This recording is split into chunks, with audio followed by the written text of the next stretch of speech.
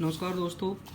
आज मैं आपको 9th क्लास का मैथ का फर्स्ट चैप्टर करा रहा हूँ। मैंने इससे पहले आपको इंट्रोडक्शन करा दिया है 1.1 का। तो चलिए अब हम शुरू करते हैं 1.1 9th क्लास का फर्स्ट चैप्टर है ये मैथ का। इससे पहले मैंने आपको जो है इंट्रोडक्शन कराया है, परिचय कराया है इसका। उस परिचय में मैंने आपको ये समझाया है कि किस प्रकार से क्वेश्चन करने हैं और उसमें क्या क्या चीज़ का यूज़ होगा वो भी मैंने इसमें बताया गया है। तो इसमें स्टार्ट करता हूँ आज का पहला क्वेश्चन। पहला क्वेश्चन क्या है, इसमें थोड़ा सा मिसप्रिंट वैसे दिखाई दे रहा है, मैंने अलग से लिखा हुआ है क्वेश्चन को। तो उसमें लिखा हुआ है कि क्या शून्य एक परिमेय संख्या है, यानी कि क्या शून्य एक परिमेय संख्या है। क्या इसे, इसमें लिखा हुआ है क्या इसे पी अपॉन क्यू के रूप में लिख सकते हैं, जहाँ पी और क्यू पूर्णांक है और q not equal to zero, यानी कि q not equal to zero. मैंने यहाँ पे लिखा हुआ भी है, मैंने इसलिए लिखा है ताकि आपको आराम से साफ दिखाई दे सके। तो देखो उसने ये कहा है कि क्या शून्य एक परिमेय संख्या है। तो देखो सबसे पहले हाँ, शून्य एक परिमेय मतलब कि परिमेय संख्या है, ठीक है। तो अब पूछा उसने कैसे, अगर है तो कैसे, तो आंसर में क्या आएगा, हाँ शून्य एक परिमेय संख्या है। अब शून्य एक परिमेय संख्या है, चलो ठीक है। अब एक बात बताओ, हम इसको ऐसे लिख सकते हैं, शून्य के अपोन में 1 लिख सकते हैं, कोई दिक्कत नहीं। इसका आंसर कितना आएगा, 0 ही आएगा, ठीक है। यदि किसी के अपोन में 0 आ जाए तो क्या होगा, इनफाइनाइट आ जाएगा। यानी कि 0 के ऊपर हम ऐसे लिख सकते हैं, सॉरी गलती लिख दिया, 0.2 0.3 ऐसे लिख सकते हैं ना। इसलिए क्या है, शून्य परिमेय संख्या है। चलो ये फर्स्ट क्वेश्चन कंप्लीट हो गया है। नेक्स्ट क्वेश्चन देखो क्या है, कह रहा है 3 और 4 के बीच 6 परिमेय संख्या लिखिए। 3 और 4 के बीच 6 परिमेय संख्या।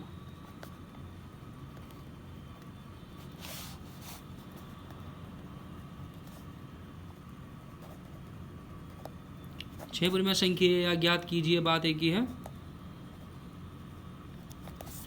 तो लिखना और मतलब कि ज्ञात करना बात एक ही है। अब देखो ज्ञात कैसे करते हैं। सबसे पहले आपको करना क्या है, उसने क्या कहा है 3 और 4 के बीच, हमने 2 नंबर लिख लिए, एक 3 और एक 4, इसके बीच में हमें 6 परिमेय संख्या निकालनी है। परिमेय संख्या, अब देखो परिमेय संख्या कैसे निकालनी है, देखो अब देखना है हमें कितनी कहा उसने, 6 परिमेय संख्या निकालनी है। हम क्या करें, जितनी उसने कहा 6 कहा तो 6 में हम एक ऐड कर देते हैं, 6 + 1 इक्वल टू कितना हो गया, 7 हो गया। 7 में इसके अपोन 1 कर लेंगे, इसके अपोन 1 कर लेंगे और ऊपर नीचे क्या करेंगे, मल्टीप्लाई करा देंगे 7 की, दोनों में ऊपर नीचे मल्टीप्लाई करा देंगे। तो कितना हो जाएगा, ये 7 या 21 21, ये 7 हो जाएगा और ये हो जाएगा 28, 7 चौक 28 होते हैं, अपोन में 7 हो जाएगा। अब हमें करना क्या है, 21 और 28 के बीच में देखो 7 यानी हर जो है बिल्कुल सेम है, तो उसके बीच में जो संख्या आ रही है कितनी लेनी है, 6 संख्या लेनी है। तो हम 22/7, 23/7, 24/7, 25/7, 26/7, 27/7। ध्यान से देखो ये 6 ही संख्या निकली है, 1 2 3 4 5 6, ठीक है। तो यहाँ पे हमारा ये भी दूसरा क्वेश्चन भी कंप्लीट हो गया है बहुत आसान, ठीक है। हमें बस ये ध्यान रखना है, जितना उसने कहा है कि जैसे 6 कहा है तो उसमें एक ऐड किया, 7 ऊपर नीचे मल्टीप्लाई करा दी और बीच में जो संख्या लेनी 6 वो ले लिया हमने। नेक्स्ट क्वेश्चन देखो क्या कह रहा है, क्वेश्चन नंबर 3, ये सेकंड था वो फर्स्ट था, ये थर्ड क्वेश्चन है। थर्ड क्वेश्चन देखो क्या कह रहा है, 3/5 और 4/5, 3/5 और 4/5 के बीच 5 परिमेय संख्या ज्ञात कीजिए। कितनी करनी है, 5 परिमेय संख्या। तो ये तो बिल्कुल सिंपल सा है। देखो हम इसको ऐसे लिख लेते हैं 3/5 और 4/5। बस पहले क्वेश्चन में क्या था, उसमें अपॉन में वैल्यू नहीं दी हुई थी पहले वाले क्वेश्चन में, लेकिन इसमें वैल्यू दी हुई है। अब तो देखो हमें करना क्या है, कितनी निकालनी है 5, तो 5 यहाँ पे लिखा हमने, प्लस 1 क्या कितना हो गया 6 हो गया। तो इसमें हम क्या करेंगे डायरेक्टली, उसमें वो तो 1 लगाना पड़ा था हमें नीचे, वैसे 1 लगाने की ज़रूरत नहीं है क्योंकि वैल्यू से वैल्यू दी गई है। तो हम 6 से ऊपर नीचे मल्टीप्लाई करा देंगे, इसमें ऊपर नीचे 6 से मल्टीप्लाई करा देंगे, इसमें भी 6 से मल्टीप्लाई करा देंगे ऊपर नीचे। तो अब देखो मल्टीप्लाई कितने से, ये कितना हो जाएगा 18, 5 6 30, 6 चौक 24/30। ठीक है, कोई दिक्कत, देखो यहाँ पे कोई दिक्कत नहीं हुई हमें।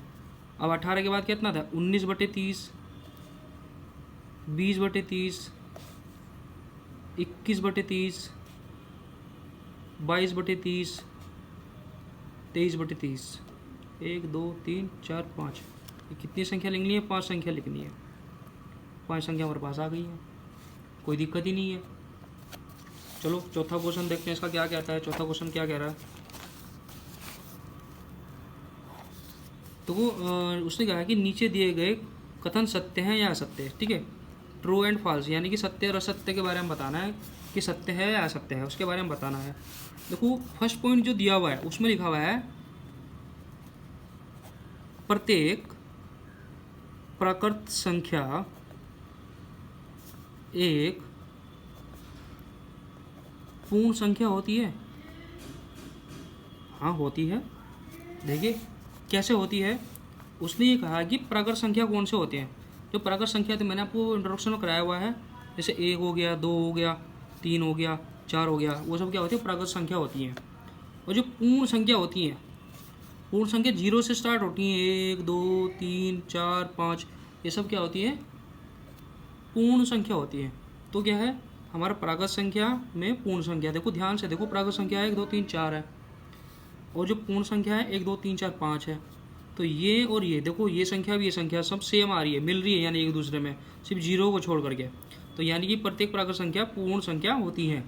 ठीक है, यानी कि ये सत्य है, इसको हम ट्रू बोलते हैं, ट्रू। ठीक है, सत्य यानी। अगला देखो, अगला पॉइंट क्या कह रहा है, प्रत्येक पूर्णांक, प्रत्येक पूर्णांक एक पूर्ण संख्या होती है। प्रत्येक पूर्णांक, देखो प्रत्येक पूर्णांक क्या होता है, पूर्णांक मैं आपको बता दूं, जो पूर्णांक होते हैं वो धनात्मक भी होते हैं और ऋणात्मक भी होते हैं। ठीक है, ये प्रत्येक पूर्णांक क्या होता है, धनात्मक और ऋणात्मक दोनों होते हैं। और जो पूर्ण संख्या होती है वो केवल क्या होती है, धनात्मक होती है। तो इसका मतलब दोनों का मैचिंग नहीं हो पा रहा है, तो क्या होगा, ये असत्य हो गया। ठीक है, फॉल्स हो गया यानी। अगला देखो, थर्ड नंबर क्या कह रहा है, प्रत्येक परिमेय संख्या, प्रत्येक परिमेय संख्या एक पूर्ण संख्या होती है। तो प्रत्येक परिमेय संख्या, अब परिमेय संख्या है, देखो परिमेय संख्या को हम क्या करते हैं, P/Q के रूप में लिख सकते हैं ना परिमेय संख्या को। ठीक है, लेकिन पूर्ण संख्या को आप नहीं लिख सकते, पूर्ण संख्या से स्टार्ट किए 0 1 2 3, ठीक है, ऐसे चलती है। तो क्या इसको हम अलग अलग कर सकते हैं, हाँ कुछ संख्या ऐसी होती है उसको लिख सकते हैं, लेकिन हर संख्या को तो नहीं ऐसे लिख सकते, है ना। अब जैसे 0 है, 0 के ऊपर में 0 ही लगाना पड़ेगा, क्या हो जाएगा, इनफाइनाइट हो जाएगा, तो नहीं लिखा जाए। यानी कि जिसको हम P/Q में लिखते हो तो परिमेय संख्या होगी एक तरह से हमारे पास, लेकिन ये पूर्ण संख्या होगी। यानी कि दोनों की बात यह है कि दोनों मैचिंग में नहीं आ रही है। यदि दोनों मैचिंग में आ जाती, जैसे ऊपर दोनों मैचिंग में आ गई थी, ठीक है, तो क्या सत्य हो जाता, लेकिन यहाँ पे मैचिंग नहीं हो पा रही है, तो क्या ये असत्य है। ठीक है, यहाँ तक हमारा क्वेश्चन कंप्लीट हो जाता है। ऐसे ही मैं आगे आपको और आगे की वीडियो कराऊंगा। आज के लिए इतना ही। यदि मेरे चैनल पर नए हो तो मेरे वीडियो को लाइक करो, शेयर करो और सब्सक्राइब करो मेरे चैनल को। धन्यवाद।